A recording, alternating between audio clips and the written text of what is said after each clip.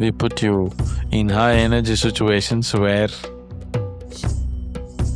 even a stone will start vibrating.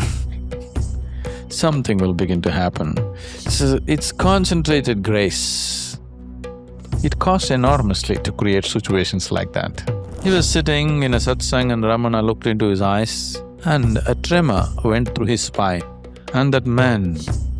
So, if so much intense experience doesn't propel you into pursuing a spiritual path, then… So if you want spiritual process to become a natural part of our lives, it is not because you attend a program or go somewhere and listen to somebody that you become spiritual.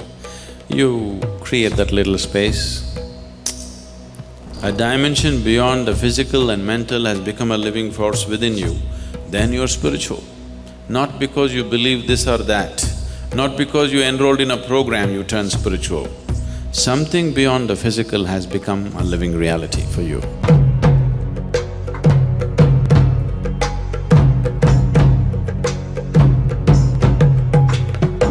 To be in the spiritual path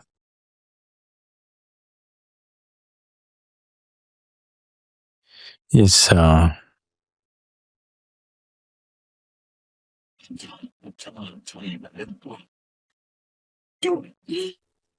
is a kind of madness.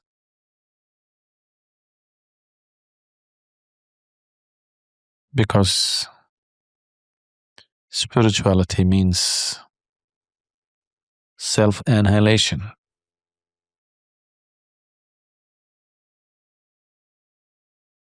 It is very reverse of the fundamental instinct in every human being, is self-preservation. When your intelligence is capable of looking beyond the fundamental forces which are working within you, that is when the spiritual process begins. The basic process of body and mind is constantly to seek self-preservation. Everything that people are doing on the planet is just self-preservation. Complicating self-preservation in so many ways, but still self-preservation, isn't it? When your intelligence raises beyond that and looks at life, understands life, experiences life, perceives life beyond the fundamental drive of self-preservation and procreation, that is when the spiritual process begins. For people who are deeply entangled in the process of self-preservation and procreation, they're not in any great joy, but anybody who looks beyond that, they will always try to pull them down. That's the nature of the world.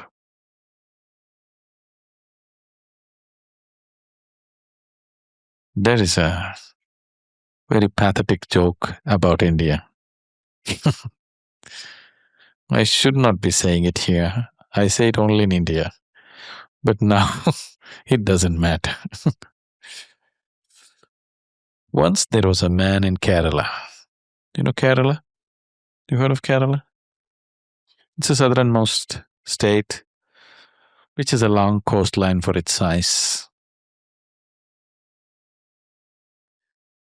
This man was exporting live crabs to Japan.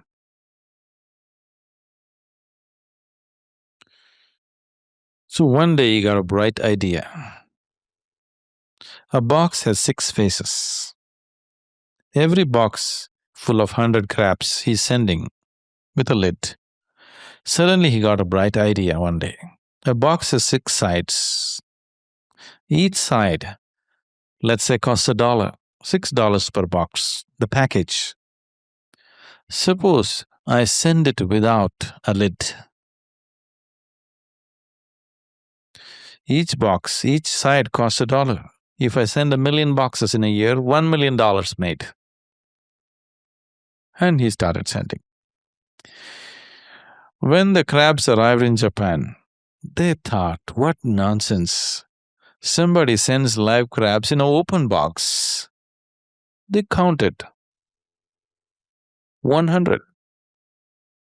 At random, they picked up many boxes and counted everything 100. Then they thought, oh, this is some new technology. A high-powered team traveled to Kerala. They came and said, what is the new technology? You tell us.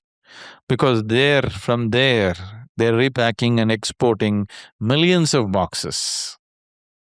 If they have this technology, they will make millions and millions more. So what is the new technology we want to know? The man from Kerala said, oh, an opportunity like this to make money, I wouldn't miss it. But you can't do this in Japan. This is possible only in India. I said, what is the technology? No, it is not a question of technology, they are Indian crabs. If one is trying to get away, all the others will pull him down. So nobody ever gets away. When it comes to spiritual process, I find the whole world are Indian crabs. If anybody is trying to look beyond the processes of self-preservation and procreation, the whole world will try to pull them down back into self-preservation and procreation, isn't it? Isn't it so? They will say you're abnormal, you're not okay, you're this, you're that, and somehow try to pull you back to self-preservation and procreation. They know once you procreate, you're entangled for 2 decades. One mistake if you make, it's 20-year sentence.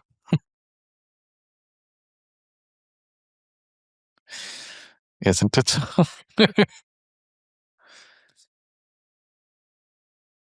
Once.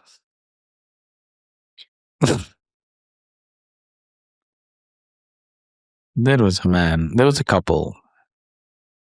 It was their 25th wedding anniversary. The time for the anniversary dinner came, and the man was in tears. The wife looked at him and said, John, I never thought you were so sentimental about our wedding. I can't believe you have tears. He said, that's not the point. 25 years ago, when I got you pregnant, your father, being a judge, threatened me. Either you marry my daughter, or I will make sure that you get a 25-year sentence in the prison. Today, I would have been a free man.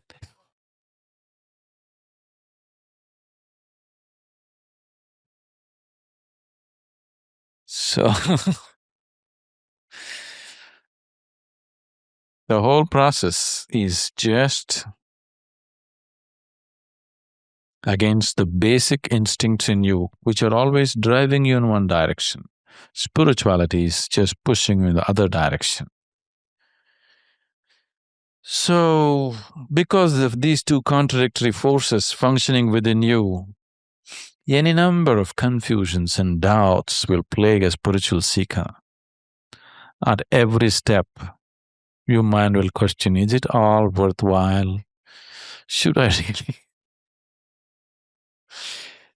really get up in the morning and hold my breath? These questions will come up every day when you want to wake up and do your pranayam. So, the reason why we put you in high energy situations where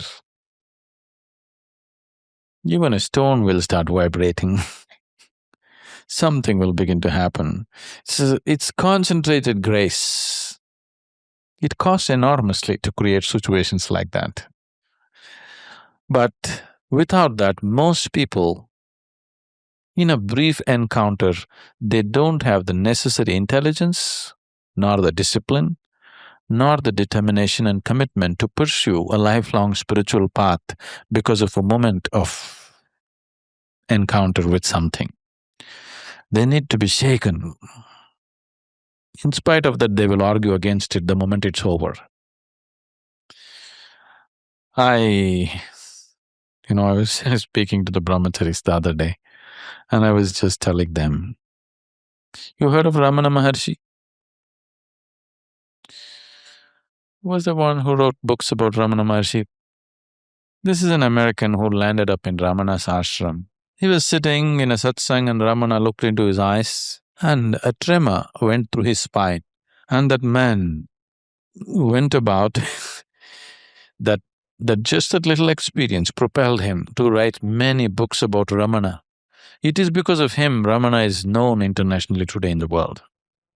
Otherwise, nobody would know Ramana because Ramana can't travel from place to place and teach. He has no intellect to do that kind of work.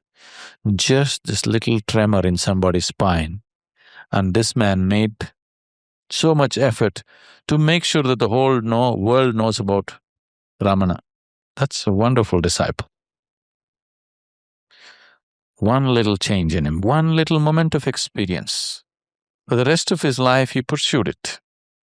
He made it his life. Now we are shaking and rolling people on the floor.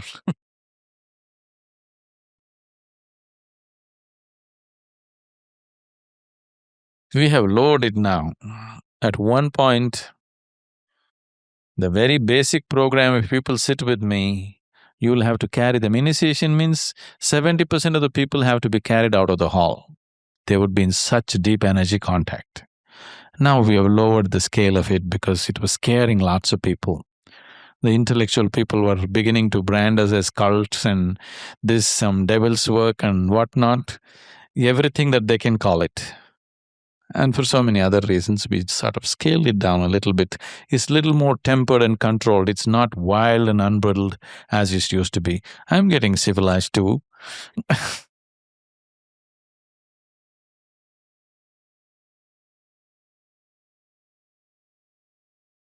So, if so much intense experience doesn't propel you into pursuing a spiritual path, then you need a knock on your head, nothing less.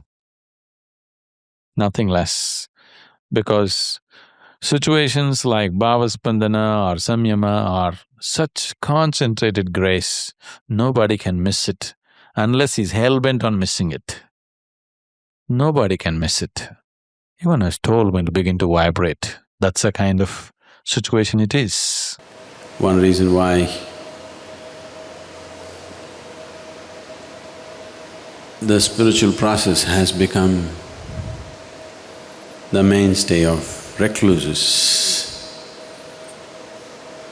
that spirituality is not for people who want to be vibrant and alive, because generally a spiritual person means he must be like a goat. He should eat like a goat, he should live like a goat. If you show any life, maybe you're not spiritual. If life's experience has sunk deeper than the physical, you must be much more alive than anybody else. But just the reverse has been propagated for a long time. Because of this, large segments of society have given up the idea of being spiritual because they think if they have to be spiritual, at least they must eat badly, they must dress badly and they must live badly. If you want to create a situation within you where spirituality is not something that you learn from somebody but something that you naturally live. I must tell you a story. Are you okay for a story? There were two brothers, a father and two sons rather. As the sons grew up and the father got old, he told them that he is dividing his property into two, equally for both of them. He had large acres of fertile land. In those days, question of dividing the land never arose. It was only question of dividing the produce. You could only divide the produce that came out of it. You never divide the land as such, because it was unwise to divide the land. Today we are paying for it. Everybody owns half an acre in this country and nothing is productive because we divided the land. So he divided the produce of the land between his two sons equally. One son got married and he had 5 children. The other son never got married. So both of them got equal quantities of grain at the end of the year when the harvest is done.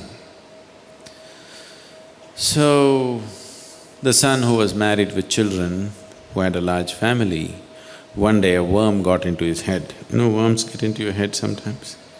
Yeah? A worm got into his head and then he thought, I'm married, I have a large family, I get one portion of the grain and my brother, who is alone by himself, he gets another portion of the grain. And in a few years, my sons will grow up and they will take care of me. But my brother has nobody, what will he do? He deserves more than me, he thought.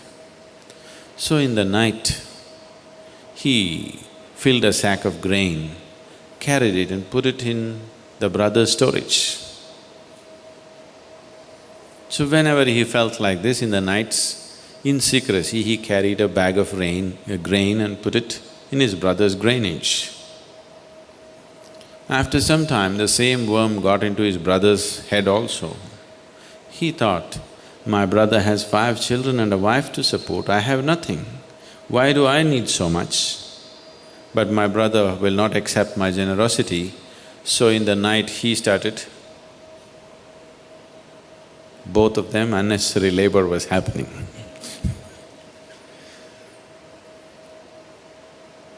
So this reverse osmosis was going on for many years. They were getting old. One day both the brothers carrying these bags of grain came and they met at one place. They looked at each other and they realized what's been happening. They felt very embarrassed. They felt very embarrassed and they looked the other side and continued their activity. So that spot where they met and they felt very embarrassed, they avoided that spot because it reminded them of their generosity, clandestine generosity, which put them into some discomfort. They passed on and after many years, the townspeople wanted to build a temple, so they were looking for a site where to build it. Then after much searching, they decided that spot where the brothers met in the night, looked at each other and felt totally embarrassed of their own generosity. They felt that's the best place to build the temple. So, if you don't create that space within you, you don't build a temple. If you want to live in a temple, it's very important that you create this much space within you, that somewhere you reach out, where you don't have to. Somewhere you step out of your survival instincts and do something with life. That your life is not all dedicated to instincts of survival. You step out and do something. If that little something doesn't happen in your life, you don't have a space to build temple within yourself. No temple, no divinity. It lives a barren life. You know how to survive, you will eat well. Yes, you'll eat well, but you won't live well. You'll have everything, but you'll have nothing if you don't have the temple within you. So if you want spiritual process to become a natural part of our lives, it is not because you attend a program or go somewhere and listen to somebody that you become spiritual. You create that little space. Divine is an orphan in this world. He's waiting for space like that constantly. If you create such space, you don't have to install a deity, it fills up. If you just create that space, a deity will come and fill up by itself. You don't have to go inviting some deity, you don't have to create one, it will anyway happen. It is because people are completely dedicated to their own survival instincts. Wherever they go, it continues. When your whole life is dedicated to your survival, there are two fundamental forces within you. One dimension of you is always survival.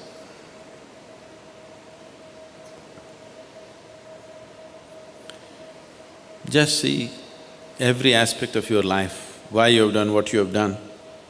It's in pursuit of survival, isn't it? When I say survival, survival is on many different levels. Physical survival, psychological survival, emotional survival, financial survival, social survival, any different varieties of survival. But almost everything that you do is for survival, isn't it? Maybe even the spiritual process, because heavenly survival. You want to go there and survive. So as long as the survival instinct is on, it's very natural that you build walls and walls around yourself. It's very natural to do that. But there is also another dimension in you which is constantly wanting to be something more than what you are. If you look at it carefully, it wants to expand in a boundless way. So the process of turning spiritual does not mean turning away from the world, because your idea of the world is just the kind of impressions that you have in your mind. Becoming spiritual means you have deepened the process of life in such a way that it's no more a question of memory, it is no more a question of thought and emotion. Something far deeper than that has begun to happen within you. Something else has started moving within you, which is not of the body or not of the mind. Once a dimension beyond the physical and mental has become a living force within you, then you're spiritual. Not because you believe this or that, not because you enrolled in a program you turn spiritual. Something beyond the physical has become a living reality for you.